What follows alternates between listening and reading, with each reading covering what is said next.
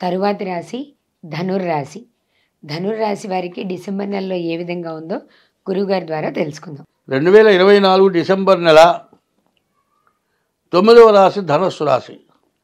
ధనుర్మీనాలకి గురువు అధిపతి. ఈ ధనుర్మీనాలకి గురువు అధిపతి అయితే ఈ రాశికి శని ఒక్కడు తప్పితే ఏ గ్రహం బాగాలేదు. ఈ మకర రాశి యొక్క ఫలితాలు చాలా కష్టంగా ఉన్నాయి. మకరానికి ద్వితీయంలో శని ఉన్నాడు. అంటే ఏలినాటి శని చివరి భాగం 1 సంవత్సరం, 6 సంవత్సరాలన్నర గడిచిపోయింది. 1 సంవత్సరమే ఏలినాటి శని చివరి భాగం. ఈ చివరి భాగం చాలా విశేషమైంది, చాలా కష్టమైంది. మానవుడికి నిలకడ లేనటువంటిది, చంచలమైన స్వభావం కలుగుతుంది. చచ్చిపోదామన్నంత పరిస్థితి కలుగుతుంది. ఇటువంటి పరిస్థితుల్లో చాలా జాగ్రత్త కావాలి. ఒక్కొక్కడు విరక్తి పుడుతుంది, బాధలు పడి పడి పడి విసుగుబుట్టి చచ్చిపోదాం అనుకుంటాడు. ఎవరు లేకపోతే చచ్చిపోయిన వాళ్ళు కూడా ఉన్నారు. అంత బాధ కలిగినప్పుడు నలుగురిలోకి పోవాలి, నలుగురిలో కూర్చోవాలి. అసలు ఈ రాశి వాళ్ళు ఒంటరిగా కూర్చోవద్దు అని చెబుతున్నా, ఈ మకర రాశి వాళ్ళు. ఎందుకంటే రెండో వాళ్ళు ఉన్నట్టయితే నువ్వు ఎటువంటి పొరపాటు చేయలేవు. బాధల వల్ల అంత విరక్తి కలుగుతుంది. తర్వాత ఈ మకర రాశి అమ్మవారికి సంబంధించినటువంటి రాశి. తర్వాత ఈ రాశికి అధిపతి శని. శని మకర కుంభాలకి శని అధిపతి. కానీ ఎంతో మంచి రాశి. కష్టాలు ఎన్నో పడటం జరుగుతుంది, ఎన్నో రకాలైన అన్యాయాలు జరుగుతాయి. ఈ మానవ జీవితంలో 30 ఏళ్ళకు ఒకసారి శని స్వక్షేత్రంలోకి వస్తాడు. ఈ శని ఏలినాడు శని 30 ఏళ్ళకు ఒకసారి వస్తుంది. 30 ఏళ్ళకు ఒకసారి వచ్చిన శని స్వక్షేత్రంలో ఉండగా ఎంత మేలు చేస్తాడో, 12, 1, 2 అసలు కూడా అంత కీడు చేస్తాడు. అయితే స్వక్షేత్రంలో ఉండగా నువ్వు పూర్వజన్మ సుకృతం చేసుకుంటే ఎంతో మేలు చేస్తాడు.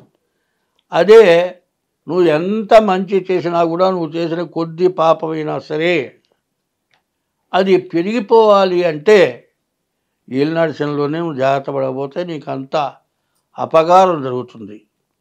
దానికి ఒకటే చెప్తాడు, రావి చెట్టు విత్తనం ఉంది. ఆ రావి చెట్టు విత్తనాలు, అప్పుడు రావి పండ్లు పక్షులు తింటాయి.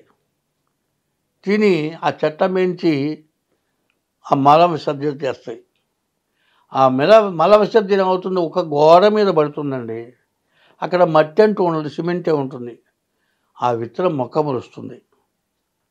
కనీసం 15 అడుగుల ఎత్తు గోడ నుంచి ఆ వేళ్ళు కిందికి భూమిలోకి వచ్చి భూమిలోకి పెరిగి ఆ గోడ మించే పెద్ద వృక్షం అవుతుంది. మరి అటువంటి వృక్షం అయ్యేది మర్రి చెట్టు వల్ల, రావి చెట్టు వల్ల కూడా అట్టగా జరుగుతుంది. అంత గొప్ప శక్తివంతమైనటువంటిది మకర కుంభాలు. ఈ రావి చెట్టు విష్ణుమూర్తి. పంచపల్లవాలు అంటారు. మామమే రాజు, మామిడి, మర్రి, రావి, సుబ్బి, ఇవి పంచపల్లవాలు. చాలా విషయం. ఇందులో వేప కూడా, వేప దాంట్లో కలవదు, కానీ ఇవి దేవతా వృక్షాలు. అటువంటి వృక్షాలు ఎంతో ఈ మకర కుంభరాశులు, మరి కర్కాటక సింహరాశులు, ఇవి కన్యా ధనుర్మీన రాశులు అంత పుణ్యం చేసుకున్నటువంటి రాశులు. ఈ రాశుల వాళ్ళకి మంచివాడికి కష్టం ఎక్కువ ఉంటుంది, చెడువాడికి సుఖం ఎక్కువ ఉంటుంది. చెడువాడు ఎవరినైనా శాసిస్తాడు, వాడికి అవసరమైన పని ఎవడైనా చేస్తాడు. మంచివాడికి కానీ అవసరం వచ్చిన రోజు కూడా ఎవడు ఉపయోగపడ్డు, వాడిని ఉపయోగించుకుంటాడు. కాబట్టి ఈ రాశికి ఏమిటాయంటే ఒక్క శని తప్పితే ఏ గ్రహం బాగాలేదు. కాబట్టి ఏలినాడు శని చివరి భాగం కాబట్టి ముందు మీ జాతకం చూపించుకోండి. అదే కాదు, మీ నుంచి ఎవ్వరికి ఎటువంటి అపకారం కలగకుండా చూసుకోండి.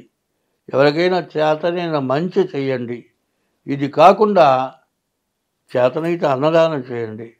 అది చేయలేకపోతే బియ్యపు రవ్వ పంచదార కలిపి పుట్టల దగ్గర మట్టి నేలల మీద వేయండి. పిపీలికా సమారాధన అంటారు. ఎవరికైనా మనిషికి అన్నం పెడితే ఆ పూట రెండో పూటకు కాదు, అదే చీమలకి పెడితే అవి తీసుకెళ్ళి దాచిపెట్టుకొని కొన్ని నెలలు తింటాయి. అవి కొన్ని నెలలు అన్నదానం చేసినట్టు అవుతుంది. పిపీలికా సమారాధన అంటారు. ప్రతిరోజు కూడా చీమలకి ఆహారం పెట్టండి, ఆవుకి ఆహారం పెట్టండి.